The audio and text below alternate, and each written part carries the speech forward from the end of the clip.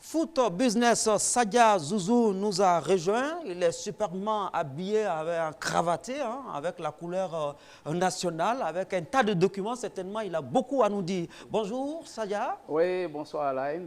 Alors, vous êtes spécialiste en intelligence économique et vous êtes notre consultant. Vous y resterez jusqu'à la fin de cette CAN. Absolument, et c'est avec plaisir que je le ferai. Bien. En votre qualité de spécialiste en intelligence économique, comment voyez-vous déjà cette CAN 2023 Côte d'Ivoire? Ok, merci beaucoup, Lai. Et je voudrais tout juste saluer tes chers téléspectateurs et je pense qu'on passera du bon temps ensemble. Oui. Alors donc, par rapport à votre question en tant que spécialiste en intelligence économique, comment est-ce que nous voyons la CAN 2023 en Côte d'Ivoire? D'abord, il faut dire que lorsque on fait une analyse de l'économie sportive de façon globale en Afrique, on constate que l'Afrique ne représente seulement que 0,5% du PIB.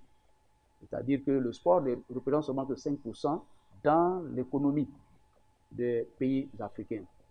Alors qu'ailleurs, dans les autres régions du monde, donc, le taux est de 2%. Donc cela montre très bien, effectivement, la faiblesse et la faible part du sport et dans l'économie africaine. Et quand on parle de sport, mais de façon générale, le sport le plus populaire, c'est le football. Donc, ce chiffre n'est pas très loin de celui qu'on peut attribuer au football. Mais on constate quand même depuis un certain temps que véritablement les choses ont commencé à bouger. Et une compétition comme la Coupe d'Afrique des Nations en Côte d'Ivoire fait partie de ce qu'on appelle dans l'économie du sport les grands événements sportifs. Et donc les grands événements sportifs sont donc porteurs de beaucoup d'opportunités sur le plan économique. Donc vous avez à quoi on peut le constater, c'est depuis un certain temps, on constate une augmentation, je veux dire, exponentielle des primes des vainqueurs au niveau des compétitions africaines, en tout cas en ce qui concerne les récompenses des finalistes. Tenez-vous bien, en 2015, lorsque la Côte d'Ivoire a pris la coupe en Guinée équatoriale, la récompense était d'un milliard de francs CFA. 800 millions de francs CFA. Oui, en 2019, bien 2 milliards de francs CFA. 2022, 5 milliards, 3 milliards, voilà, mes chiffres sont exacts. Et tenez-vous bien, cette année, le chiffre a augmenté et ce chiffre environ à 4 milliards de francs CFA. Donc, il faut dire que c'est véritablement très important et je voulais chuter là-dessus.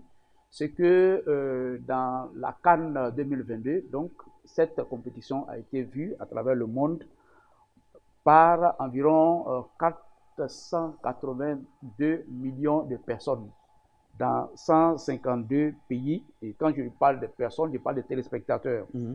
Donc, c'est véritablement important. Ce sont des indices qui sont très importants pour les pays africains, notamment, et aussi en raison du fait que la population africaine est très jeune, 1 milliard d'habitants en Afrique, dont 60%. La quasi-totalité. Oui, 60% sont des jeunes de moins de 24 ans et qui aiment le football. Qui aiment le football. Très bien. La CAN est une organisation de la CAF. Que pèse cette organisation? Quand on parle du poids de la CAN, il faut voir les choses d'un double angle. Il y a d'abord le poids politique. Vous savez que le président Patrice Motsepe dirige une organisation supranationale. Mais comme nous parlons de la CAN, ici qui est la CAN des entreprises, il faut donc savoir qu'à la 45e Assemblée générale ordinaire de la Confédération africaine de football qui s'est tenue le 8 juillet 2023 à Abidjan, le président Motsepe a annoncé des revenus commerciaux de l'ordre de 125 milliards de dollars, ce qui correspond bien à 75 milliards de francs CFA, comme étant les revenus de la Confédération africaine de football. Donc, c'est une organisation qui pèse très lourd, et elle pèse lourd, et je peux même ajouter qu'elle pèse très lourd. Très bien. Alors, ça sera pour tout. Hein. J'espère bien on va vous retrouver demain pour d'autres informations, puisque nous sommes un peu pris par le temps. Merci donc, Monsieur Sadia Zouzou, de nous avoir donné ces détails. Quelque chose à ajouter rapidement? Oh non, non, non, je souhaite une bonne canne à tous nos chers téléspectateurs et je pense qu'on va avoir l'opportunité de nous retrouver très souvent pour évoquer... Parler des chiffres. Hein. Parler des chiffres et surtout des détails de l'économie sportive en Afrique. Merci bien. Merci à vous, chers téléspectateurs, d'avoir suivi cette émission. Prochain rendez-vous demain ici avec d'autres invités. Prenez soin de vous et de vos proches. Travaillons à la beauté des choses.